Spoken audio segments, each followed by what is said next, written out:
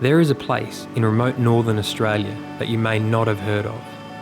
It's so spectacular, it's hard to believe, even when you're standing in the middle of it. It's prehistoric and dangerously wild, and the Aboriginal guardians of this land, the Yolngu, are the oldest living culture on Earth, 50,000 years and counting. This is Arnhem Land, over 100,000 square kilometres of untouched wilderness and pristine waters, and it's one of the best fishing locations on the planet. It's not just how big the fish get or how many there are, it's about the challenges involved in hunting them. This land is so vast and diverse that it would take a lifetime to fish and explore, which is what my best friend and I have decided to do. And this is where our story begins.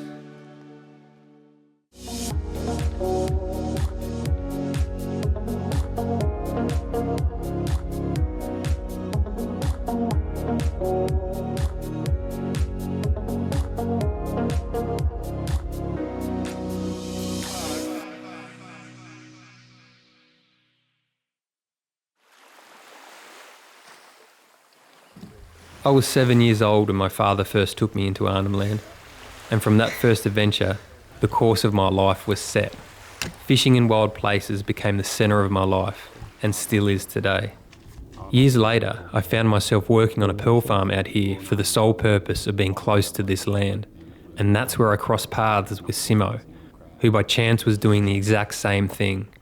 And from that moment on, our lives revolved around heading into this country together and learning all we could about the land, the people, and the creatures that call it home. Morgs and I both live for adventure, and we're about to embark on a big one. A long, challenging, continuous fishing trip throughout northeast Arnhem Land. Along the way, we'll be learning hunting and cooking methods of our Aboriginal friends who still partially live off the land in small communities called outstations that are scattered throughout the remote corners of this wilderness. These precious strongholds for the Yolngu are embedded within the land itself and have deep meaning for the Aboriginal people. Although we've been heading out on these trips for well over a decade together, we feel the best fishing is still out there, somewhere. So we leave tomorrow morning on a month-long adventure to find some of the best fishing locations in the world. This is Nhulunbuy. It's also known as Gove, a small town of about 1,500 people. It's actually located on one of the oldest constantly inhabited places in the world. It's a lovely little town. It's got a real great charm to it. And outside of being one of the most sensational fishing destinations on Earth, there are other things that draw people to Nhulunbuy. There's great sailing, great four-wheel driving, a great arts culture, an Indigenous arts culture that's developed out of some of the homelands around here, and that's also something that brings a lot of international tourists. And it's really accessible in terms of being so close to Darwin. You're literally an hour's flight. You can get here by plane, by road, by barge. Work often brings people to Nhulunbuy, but once they get here, it's the charm and the accessibility to the outdoors that keeps them here for decades. Our first destination is a community on the banks of the pristine Arnam Bay. Galala Outstation is home to the Gumatj clan, around 50 people who live a quiet life nestled in this beautiful part of Arnhem Land. But our sights are set even past Caledon. For many years, Simmo and I have heard about an amazingly beautiful chain of islands that run out from the entrance of this bay. Impossibly clear water, and one island in particular, rumoured to maybe have the best land-based fishing in the Northern Territory. So that's our goal, to find and fish Honey Island. We're just about to reach Galala community. This is one of my favourite outstation communities, but we're going to meet, hopefully, a good mate of mine and footy foe, actually. We always play against each other. Camo. Yo! Birdie.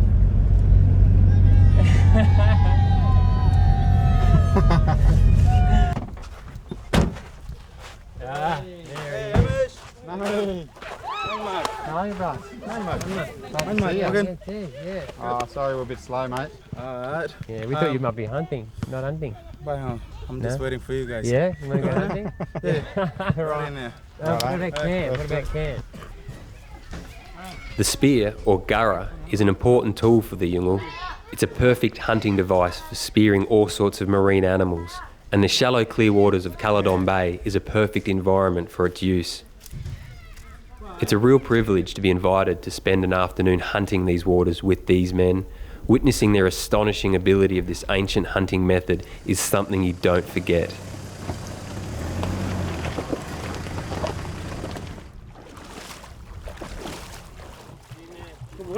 Lady walks. Hey? Okay, so what we're out on the flats, a couple of little islands here off Galala, and we're with a couple of footy mates of mine, Cameron and Birdie, and this is Kingsley, hanging out on the flats generally. On an incoming tide, it's pretty good going, but we'll see how we go now. Big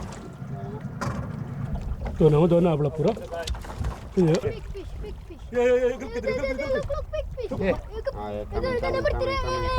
Look, big fish. Still coming.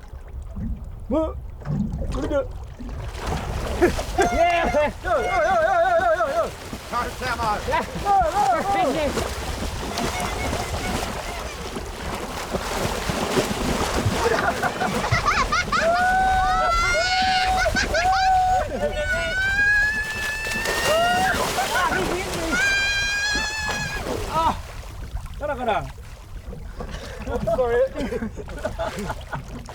I've played on Cameron's footy team a number of times, and when I ask him to run, he never does. That's as fast as I've ever seen him go.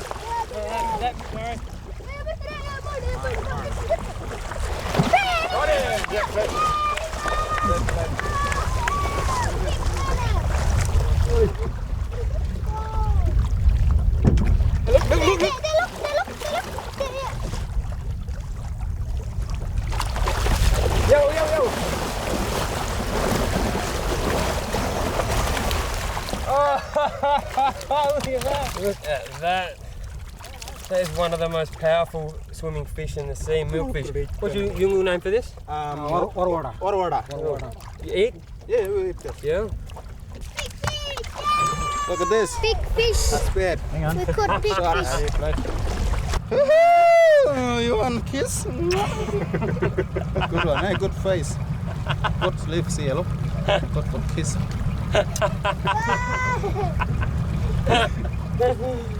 You got a girlfriend, Birdie? This one here.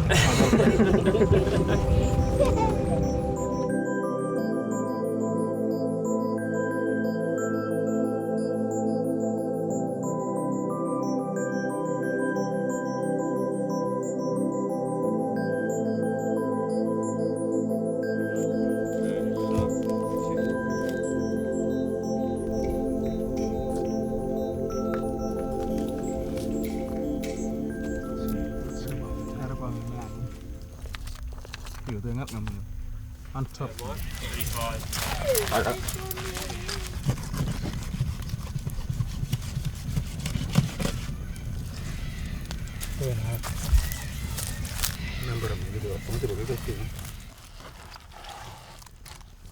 Yo. Leaves in the fire. Look how thick that Put the is. leaf on the fire. Look how thick that Break fish them is. up, I can go with that. Make it Something like that. What's going on? that's nambara. Numbala.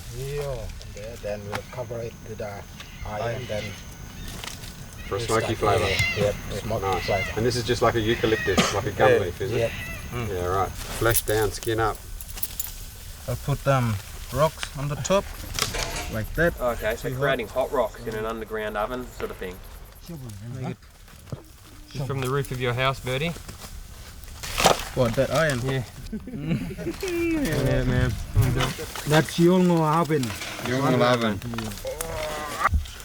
You can hear it sizzling away there already. Dylan. Alright.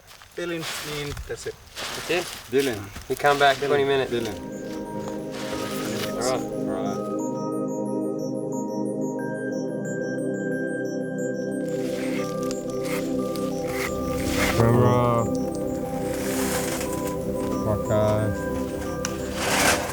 Ooh, that looks cooked.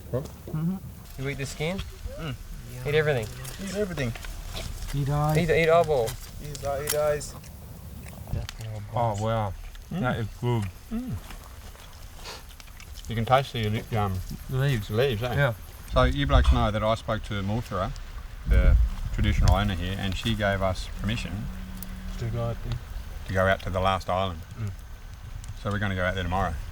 What's it like out there? Good fishing. Everyone says it's really beautiful. Where is it? They said there's three islands. 1, 2, 3. It's the last one. So when That's we the last island. What's the Nhulunbuy? What's the name of it? Wakola. Wakola. Island. Yeah, that place. Cool. Righto. all right. Cool. I'm gonna eat the eye. Eric, go. Don't miss that bit. What am I eating that bit of oil? Is that hard? Yeah. No. Check that one and eat up. Chuck this one. Yeah, this is so fun there. There's his cornea. Eat it. Let me shoot this one. Eat it, Hamish. Eat it, man. I ate that, man. No. I got done in a bear to do that a while ago. Okay. And I'm not going to do that. I'm not gonna do that one again. Oh How does it taste? Good? no.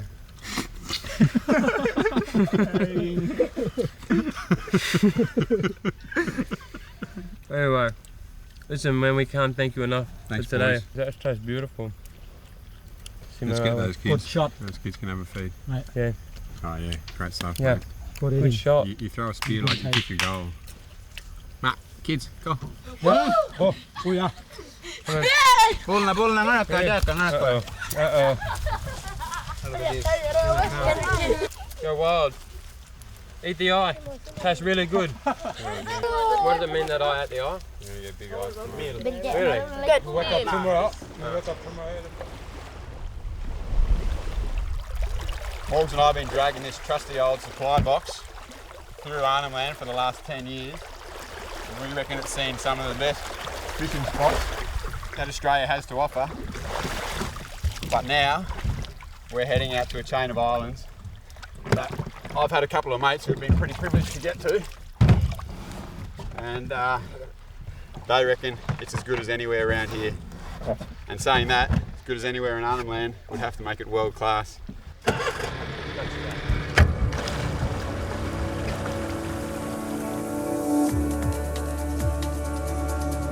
You don't have to travel too far in Arnhem Land to get an understanding of its physical diversity. Within moments you can move from mudflats to blue coral waters. It's a playground for the adventurous, and around every bend there is something worth exploring. As we got to Honey, we discovered for ourselves how beautiful and diverse this island actually was. One half shallow coral reef and the other pristine white sand beach. The only thing left was to find out if the fishing was as good as this place looked.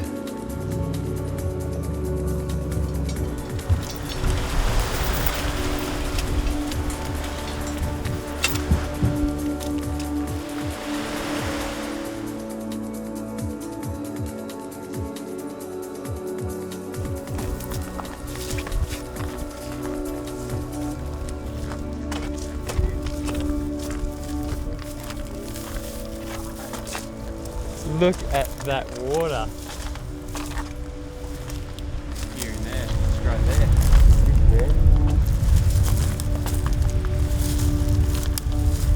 Wow. This is as good as they said it was going to be. What about setting up camp and we'll fish tomorrow morning, eh? Yeah, I reckon.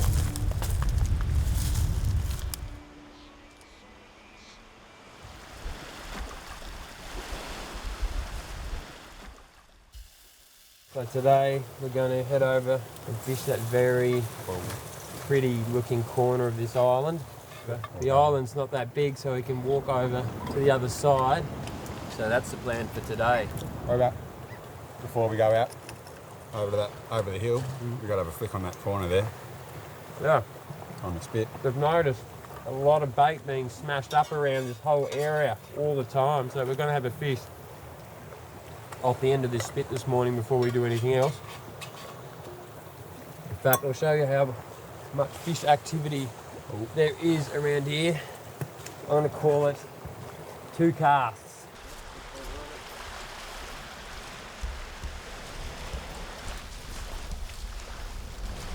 All right, so this is another great example of another great fishing location.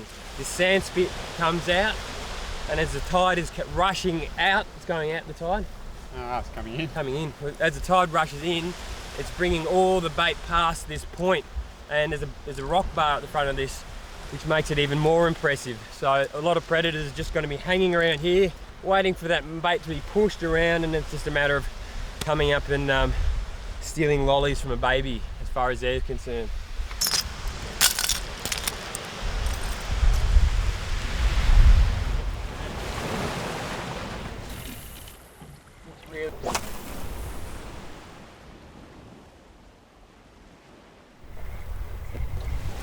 Oh my goodness. Oh, there we go. Whoa! That's a biggie. Oh, there's one.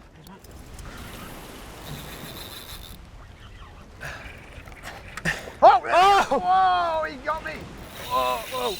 Whoa! Oh my goodness! Whoa.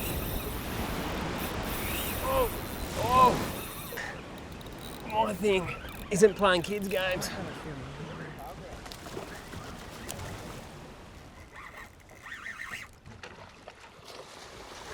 Alrighty.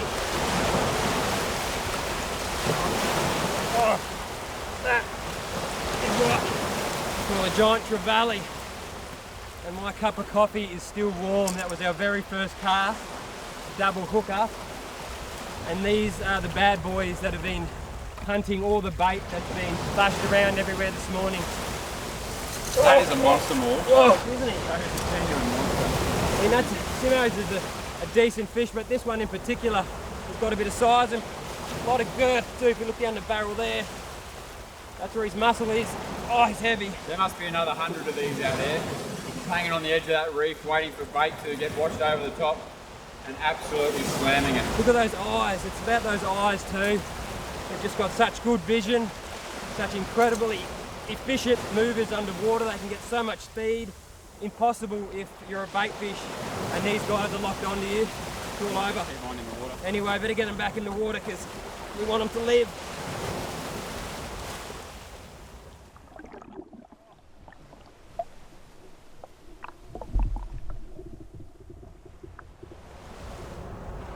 Alright, That'll do us. that'll do us, eh? We are literally 150 metres away from camp, and to be able to do that is just very, very special.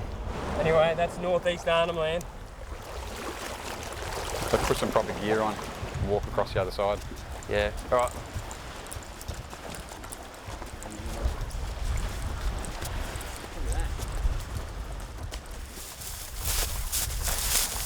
Yes, he is. Wow. What are we calling that? Cod Alley. Cod Alley. Oh, look at that. That is superb. It's completely protected by that rock wall. So, if that doesn't say cod and trout, I don't know what does. That looks like prime real estate for big flowery cod. Look at all those rock holes. Oh, there's going to be some fish in that shallow water. Come on. Oh no, this is the Rubik's Cube bit. Simmo and I have fished a lot of the north. We've come across pretty similar situations like this, and this says to us, big flowery cod. There's a lot of advantages for the fish in this situation. Real shallow water, they live under all the bommies, so they're going to try and fight dirty and take us and wrap us around a piece of rock and cut us off. But to our advantage, we're going to stay nice and high, so we get a better angle on our rod. Yeah, so these cod are under the rocks. They'll see these surface lures that will go on top of them. They'll rush out, bang them, and try to take us straight under. It's a bar fight in here. It's sport fishing at its best. Come on, big boy.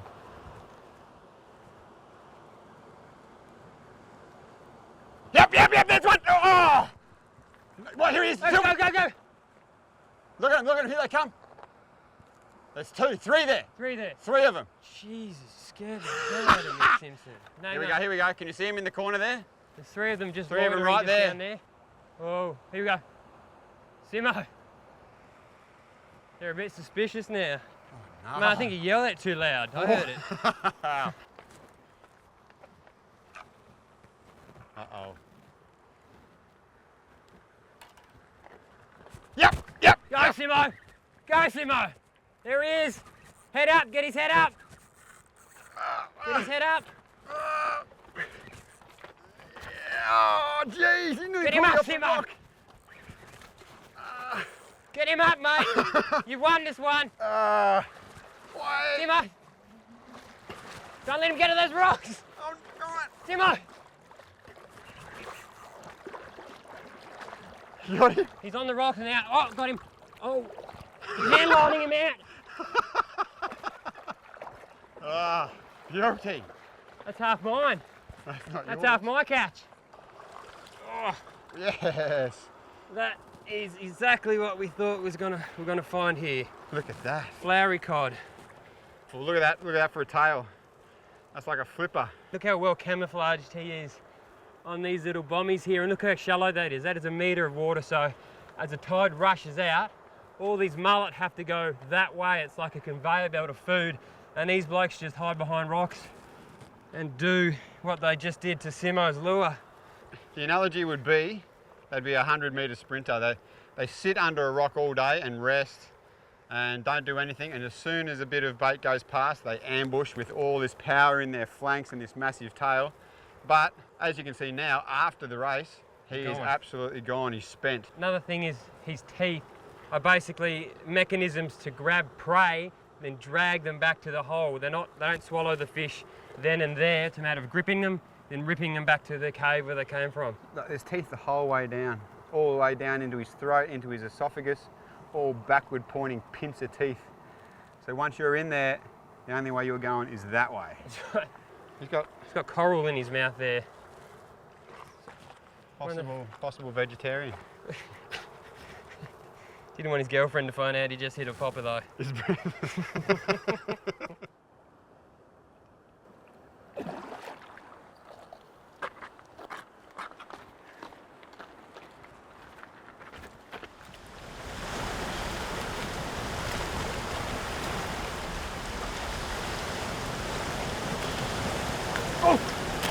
Get him high, Simmo, get him high! I'm going in. Now I'm stuck. That is amazing. The lure was in the water for no more than 2 metres and the fish jumped on top of it. These guys are so active. Two-man job, this. 2 and 2 casts. I'm enjoying this more than catching them. You're like Hunting them, I'm like a sheep like- station dog. like a sheepdog. Sheepdog. Go on, get back. Get around, go back.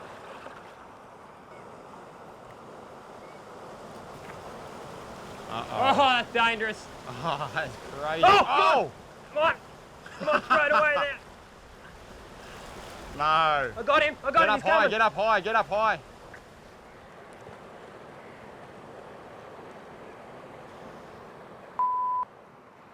Uh-oh. Oh! Uh-oh. It's best I turn away here. Best I turn away and not smile at his face. It's like never looking directly into a lion's eyes at this stage. Walk away. All right, Simmo, what about that? That'll do, eh? That whitewash. It's just where obviously bait has just been pushed around unwillingly, kept in a sort of a washing machine environment, and they're just plucking them off. Absolutely brutal fighters though. All right, I'm stuffed. Let's do it. All right. Gotta walk back. We'd found and fished honey, and as we sat on this island 30 kilometres off the coast, our sights were now looking deep inland for our next journey into the freshwater billabong systems, where Australia's most iconic sports fish, the barramundi, reign supreme. Take this, take that, I can take it. But I'm not